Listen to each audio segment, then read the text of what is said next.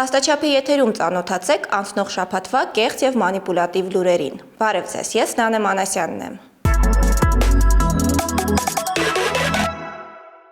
Անցնող շաբաթ ազգային ժողովում բանավեճ էր ծագել բրիտանական էկոնոմիստ պարբերականի ժողովրդավարության ամենամյա ինդեքսի վերաբերյալ։ Ընդդիմադիր պատգամավոր Թագուհի Թովմասյանը ազգային ժողովի ամբիոնից արձանագրում էր, այդ վարկանիշում Հայաստանը զիջել է դիրքերը։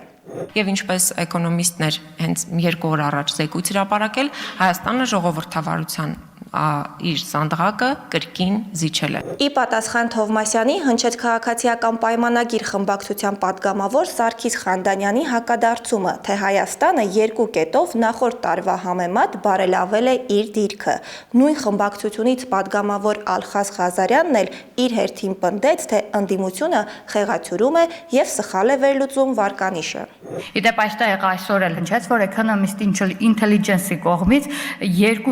երկու սանդղակով Հայաստանը զիջում է իր դերը, բայց պետք է վստահեցնեմ, որ տվյալների սխալ վերլուծություն է իրականացվել եւ այստեղից հնչեցնելուց առաջ նախ պետք է մի նորմալ տվյալների վերլուծություն իրականացնել եւ տեսնել, որ 2 տեղով բարելավել է իր դերը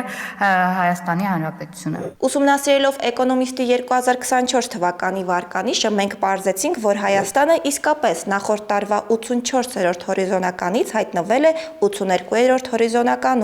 Այս առումով իշխանական պատգամավորները ճիշտ են, սակայն բանն այն է, որ վարկանիշում երկրի առաջընթացը կամ հետընթացը որոշվում են ոչ թե զբաղեցրած հորիզոնականով, այլ վաստակած միավորով։ Այսպես, 2023 թվականին Հայաստանի միավորը հնարավոր ամենաբարձր 10-ից կազմել է 5,42, իսկ 2024-ին այն նվազել է, կազմելով 5,35։ Սա ըստ վարկանիշի մեթոդաբանության արձանագրում է ժողովրդավարության հետընթաց։ Հետևաբար Խանդանյանի հակադարձումը ոչ միայն չի հերքում Թովմասյանի հետընթացի մասին արձանագրած փաստը, այլ նաև մոլորեցնում է եւ թյուրըմբռնում է առաջացնում լսարանի մոտ, որը ծանոթ չէ վարկանիշի մեթոդաբանությանը։ Միևնույն ժամանակ հիմնովին սխալ է Ալխազ Ղազարյանի պնդումը. վարկանիշում առաջընթացը կամ հետընթացը արտացոլվում են միավորով եւ ոչ թե դիրքով։ Անցնող շաբաթ ՖԻՊԷ-ի աչքից չվրիպեց Ռուսաստանի նախագահ Վլադիմիր Պուտինի երկրի բնական ռեսուրսները շահագործելու մասին Միացյալ Նահանգներին ուղղված առաջարկը։ Мы, кстати говоря, готовы были бы предложить и американским нашим партнерам, когда я партнеры говорю, имею в виду не только административные, правительственные структуры, но и компании, если бы они проявили интерес к совместной работе. У нас, безусловно, на порядок, я хочу это подчеркнуть, на порядок больше ресурсов подобного рода, чем в Украине. ՖԻՊԷ-ն արձանագրեց, որ տասնամյակներ շարունակ ռուսաստանյան քարոզչությունը եւ անձամբ ինքը Պուտինը մեղադրել են Արևմուտքին երկրի բնական ռեսուրսների վրա աչք ունենալու համար։ Այս թեզը հիմնավորող Պուտինի ամենասիրելի թիրախը, օրինակ, Ամերիկայի Միացյալ Նահանգների նախկին պետքարտուղար Մադլեն Օլբրայթն է։ Պուտինը պնդում է, թե ամերիկացի նախկին բարձրաստիճան պաշտոնյան ասել է. անարդար է, որ Սիբիրի հարստությունը պատկանում է միայն մեկ երկրի։ Кто-то даже публично осмеивается говорить, что несправедливо якобы, что России принадлежат богатства такого региона, как Сибирь, только одной стране. Ну, странно слышать такие вещи, особенно публично, но они иногда звучат.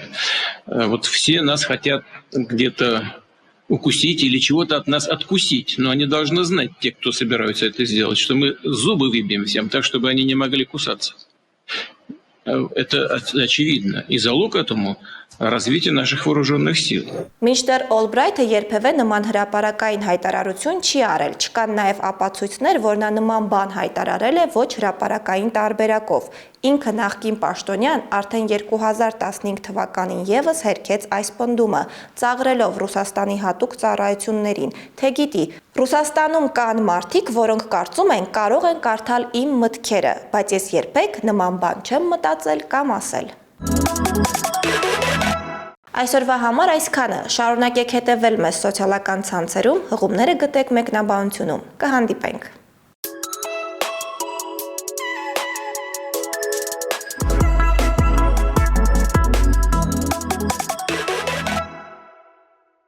Thank you.